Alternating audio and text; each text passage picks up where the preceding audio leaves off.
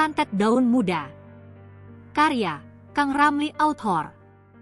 Chapter 4. Luka yang tidak bisa disembuhkan. Waktu tak pernah diam. Ia hanya berputar dalam kesunyian. Tapi, dalam rumah Sandra, waktu seolah tak punya kuasa. Hari demi hari telah berlalu, Yuda semakin terperosok ke jurang yang dalam tanpa dasar, tanpa arah. Sementara tubuhnya mulai menunjukkan tanda-tanda aneh, terdapat luka kecil di dada, menghitam, bernanah tapi tak terasa sakit. Mimpi buruk menghampirinya setiap malam, anaknya menangis, suara Sandra menyanyikan lagu pengantar tidur dalam bahasa yang tak ia mengerti, dan pada suatu sore yang mendung, pintu rumah kontrakan itu digedor dengan keras. Brak! Seorang pria berdiri di depan rumah, dengan tubuh tegap, wajahnya keras, seragam dinasnya masih rapi meski sudah tak aktif lagi. Dia adalah ayah Sandra yang bernama Mayor Suwondo. Mana laki-laki brengsek itu? Keluar kau, Yuda! Sekarang juga, teriak Mayor Suwondo. Yuda yang sedang menguap di ruang tamu tak sempat berdiri tegak. Kepalanya langsung dihantam dengan gagang pistol tua milik sang mayor. Darah menetes di ubin. Namun, bukan darah yang membuat suasana mencekam. Tapi suara Mitha menangis sangat kencang dari dalam kamar. Sandra muncul, ia tidak melerai. Ia justru berdiri di samping ayahnya, dengan wajah datar dan tenang. Bawa Mitha pergi dari sini, Pak. Anak ini tidak boleh tinggal dengan laki-laki seperti dia. Dia bukan ayahnya, dia hanya sumber masalah. Yuda mencoba untuk bangkit, mulutnya bergetar, tapi tubuhnya lemas, seolah ada beban yang menekannya. Sandra jangan, itu anakku. Mitha anak kita. Mayor Suwondo menatap tajam ke arah Yuda, lalu berkata dengan suara seperti petir yang ditahan. Kalau kau masih punya harga diri, ubah sikapmu. Atau Mitha tidak akan pernah mengenalmu sebagai ayah. Dan kalau kau mencoba mendekat tanpa izin, kau akan tahu kenapa aku dulu dijuluki penembak hantu di perbatasan. Mitha segera dibawa pergi. Tangisnya menggema di sepanjang jalan. Yuda hanya terduduk diam sendirian, tubuhnya menggigil, tak tahu apa yang lebih menyakitkan, pukulan Mayor Suwondo, atau kehilangan suara kecil yang setiap malam menemaninya walau ia acuhkan. Di saat yang sama, di pojok kamar cermin itu retak, dari dalam cermin terdengar suara anak kecil berbisik. Papih jahat. Papih durhaka. Aku bukan anakmu lagi.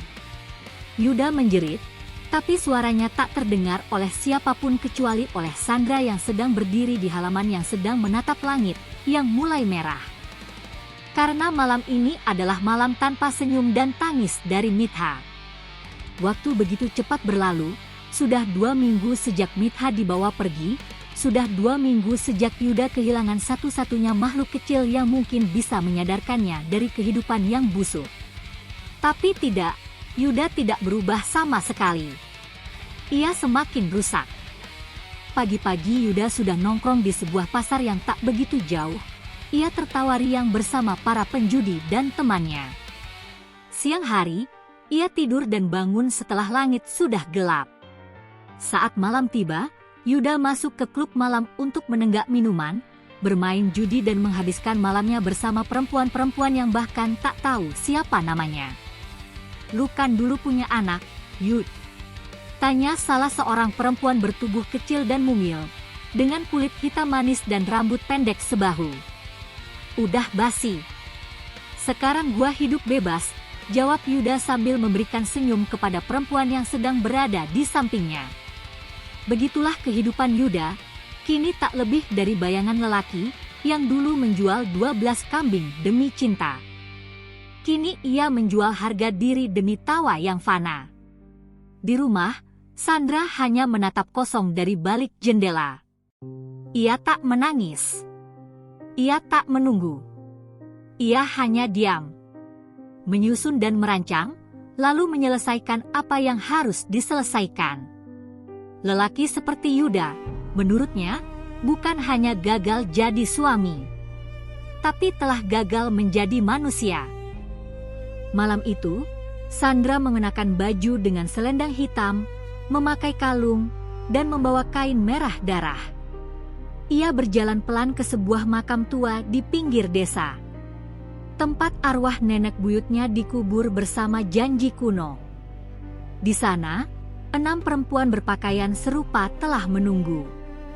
Di tengah lingkaran batu, seekor ayam cemani hitam disembelih dan darahnya ditampung ke dalam kendi tanah liat.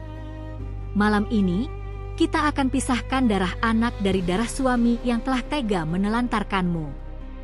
Mitha akan bersih dan kesialan itu akan kembali ke sumbernya, yaitu Yuda.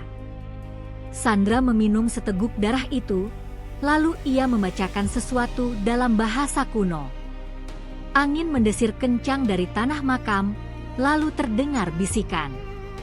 Darah anak perempuan tidak boleh tercampur najis. Pisahkan, pisahkan.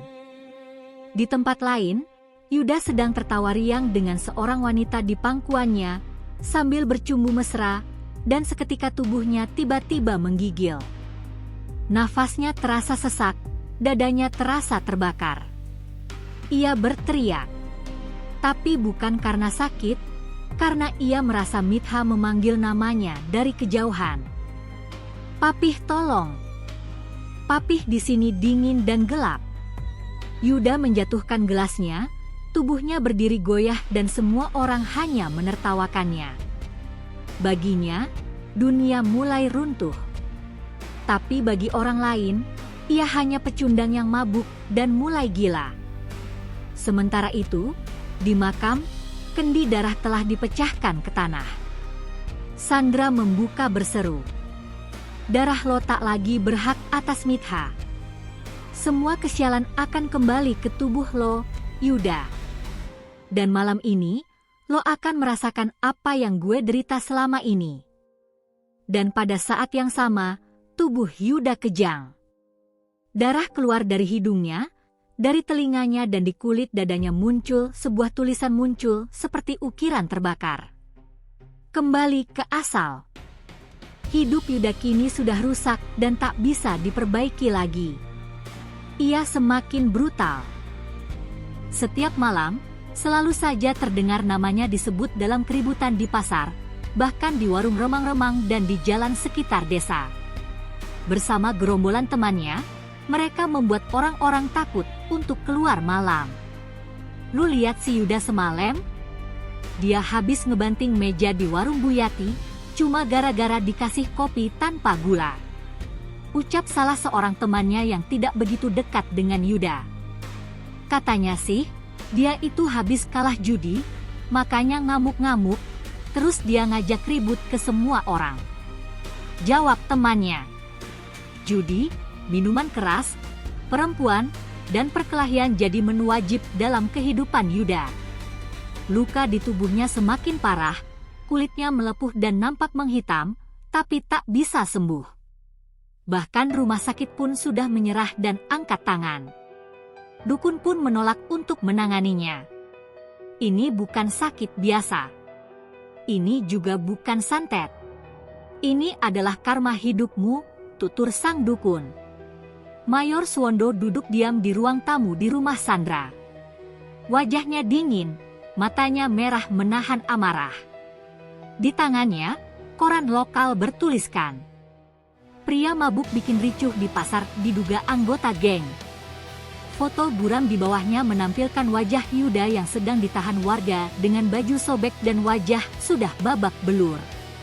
Ayah Sandra menghela nafas panjang. "Sandra, aku sudah diam cukup lama. Tapi nama keluarga kita mulai dipermalukan. Cukup sudah. Kamu harus meminta cerai darinya." Sandra masih diam. Tapi tatapan matanya begitu tajam. Senyum tipis mengembang di bibirnya. Bukan senyum bahagia, tapi senyum penuh strategi. "Papa yakin, jika aku menceraikannya sekarang, dia akan pergi begitu saja tanpa menanggung akibat dari semua ini. Padahal darahnya belum lunas dibayar. jawab Sandra sambil memandang ayahnya. Mayor Swondo menatap putrinya sejenak dan ragu. Tapi ia mengerti, Sandra bukan wanita biasa. Ia mewarisi kekuatan dari para leluhur yang lebih tua dari hukum negara. Lakukan apa yang perlu kamu lakukan. Tapi jangan biarkan nama kita terus diinjak-injak olehnya. Balas sang ayah kepada putrinya. Sandra mengangguk pelan. Ia tahu, perintah itu adalah izin untuk menghancurkan Yuda secara perlahan. Malam harinya, Yuda pulang ke kontrakan yang super berantakan. Di meja ruang tamu ada sebuah surat. Dilipat rapi dan ditulis tangan oleh Sandra sendiri. Gue akan mengurus perceraian kita. Gue gak butuh laki-laki kayak lo lagi. Dan mulai malam ini, jangan pernah cari gue lagi. Karena kalau lo datang, darah lo tak akan pulang. Yuda membaca itu sambil tertawa sinis dan merasa bahagia hatinya. Tapi tiba-tiba ia memuntahkan darah dan dari perutnya, hingga keluar cacing-cacing putih yang masih hidup. Ia berteriak, tangan memukul-mukul lantai, sampai menggaruk tubuhnya yang terasa seperti terbakar dari dalam. Di dinding belakang, bayangan Sandra muncul. Tapi ia tidak nyata. Hanya bayangan. Dan bayangan itu membisikkan kata-kata yang membuat darahnya membeku. Kalau lo ingin cerai, lo harus bisa selamat dari malam ketujuh. Karena malam itu, para leluhur akan menjemput jasadmu yang sudah mati. Bersambung.